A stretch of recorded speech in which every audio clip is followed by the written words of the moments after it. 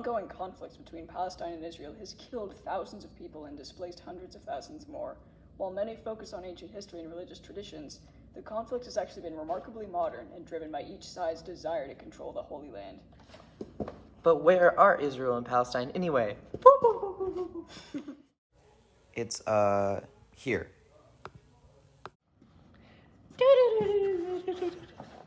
Both nations have historical ties to this land going back millennia, but the conflict over the Holy Land only began in the late 19th century, eventually resulting in today's fragmentation. Significant numbers of Jews have been migrating to the Levant in response to European hostilities, increasing the pressure and tension between Israel and Palestine. The conflict emerged over which of these peoples should control what land that continues to hold important significance to them. There are a lot of misconceptions regarding the conflict, and it's also a lot more complex than many people in other parts of the world may realize. The best way to dispel Whiggish myths and oversimplification is to go back to the ancient past. The ancient kingdom of Israel was founded around 1000 BC and comprised of what was later Israel and Judea. We see this in the Hebrew Bible, but scholars debate the accuracy of the time of founding and the extent of the kingdom. And sometimes debate whether it even existed. Jerusalem was its capital, said to have been conquered by King David. It has been invaded and attacked dozens of times throughout history. It contains multiple Jewish holy sites and is sacred to the Jews. It's also sacred to Muslims and Christians. In the present day, it is split among them.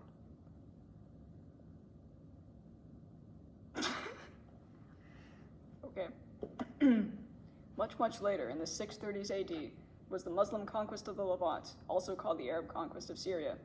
The region included what was earlier the ancient kingdom of Israel, then under Roman rule for centuries before Arab conquest. This cemented the presence of the Rashidun Caliphate and the spread of Islam. Another notable feature of this conquest was the gradual Arabization of the region under the Arab identity. On the flip side, historically, Jews migrated from the Levant and North Africa to Europe, especially in the 11th century. By the 1900s, because of this migration trend, 60% of the world's Jewish population lived in Europe. Yeah, that's nice and all, but why should I care about ancient history? Why does any of this matter? Whoa, when did you show up? We're following the history of Israel and Palestine all the way from the beginning to the present day, because if we didn't, this would look like an abstract, simple conflict, one where someone could label it as purely religious or purely territorial and pick a side easily. Right, and it would be stripped of its humanity and reality. Every decision and every move in the conflict has had human motives and human effect, which you can't fully appreciate unless you listen to these people's stories. Speaking of, you were telling a story. As we've been demonstrating the peacefulness between the Israelis and the Palestinians in the ancient era, let's jump ahead to the 1800s so we can see where this conflict starts coming. What was referred to as the Eastern Question was what the European powers would do about the existence of the Ottoman Empire. Wait, no, wrong one. Oh, there it is. They considered it as a threat to the European peace created by the Concert of Europe, so they were engaged in the power struggle to protect their interest in the Ottoman Empire, thus exploiting it.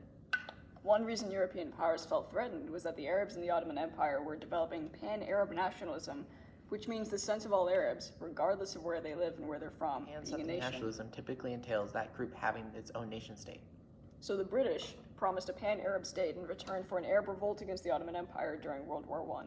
This revolt, sometimes called the Great Arab Revolt, was as successful to its goal as it was an important event to the collapse of the empire. But the British made a deal with the French in 1916 to divide up the Middle East, thus neglecting their part of the agreement to give the Arabs their own state. This was called the Sykes-Picot Agreement. Then in 1922, the British set up a treaty for Palestine, which put both Palestine and Transjordan under British administration. To the period between the world wars, high rates of anti-Semitism were exemplified. Jews had always been made stateless refugees, so they had to leave Europe. They went to the Mandate of Palestine because of the Zionist view that it had always been. Also, in 1917, the British government issued the Balfour Declaration, which demonstrated their support of the notion of a Jewish state.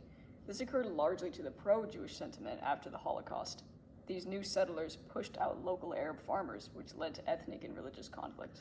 However, this caused the tension between the British relationship with Germany, so Britain no longer allowed Jews to go to Palestine. In 1947, after World War II, the United Nations adopted the Partition Plan, attempting to create occurred during and following the war in 1949, in which Palestinians were displaced from the newly annexed land. This included the depopulation and destruction of over 500 Palestinian. Pan-Arab nationalists who controlled the newly independent Syria, Egypt, Jordan, and Lebanon saw this mass migration of European Jewish settlers as a new European colonial project.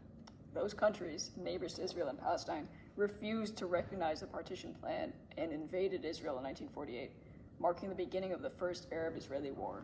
The Gaza Strip became part of Egypt, the West Bank, Jordan, and the new state of Israel expanded past its original 1947 borders, claiming around 60% of the former Palestinian land. 700,000 Palestinians fled or were exiled, making up most of the Palestinian Arabs living in the new Israeli territories. On the flip side, independent Arab nations expelled their Jewish populations following the war, and they mostly went to the same new territory. While the Israeli state had already proven its military proficiency in the Sinai War of 1956, conflict once again came to a head in 1967 with the Six-Day War. The Egyptian government blocked the Straits of Tiran and mobilized troops along the border.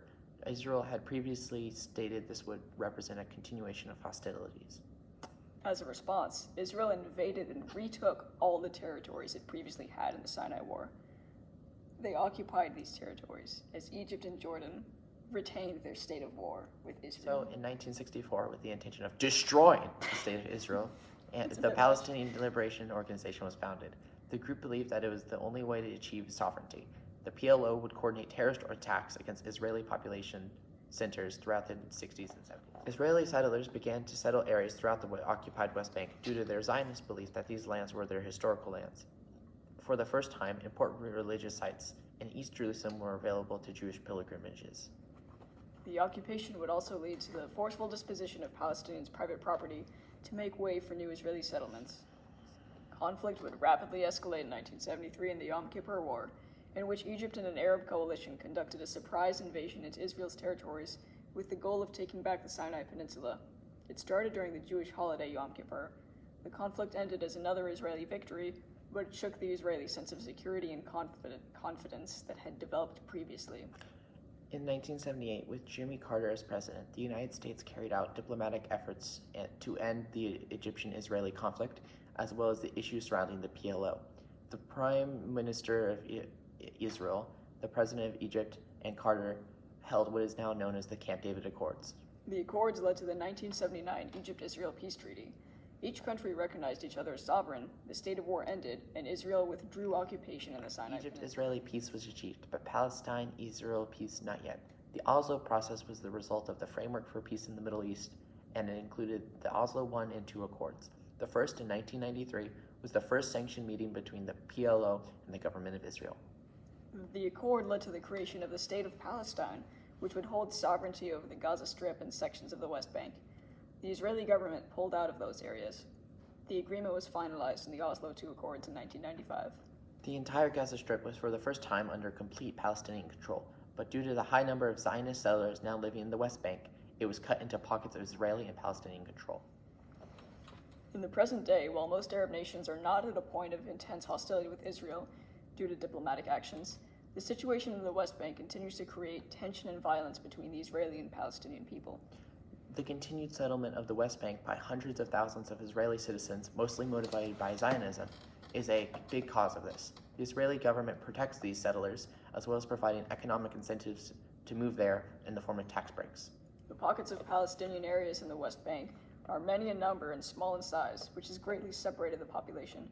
The Israeli government has forcefully removed Palestinians from their homes in East Jerusalem, which has been widely criticized by the international As can already be seen, the conflict has historically not been limited to just Israel and Palestine. Much of the Middle East was involved directly in the conflict, as well as meddling colonial powers such as the United Kingdom and France.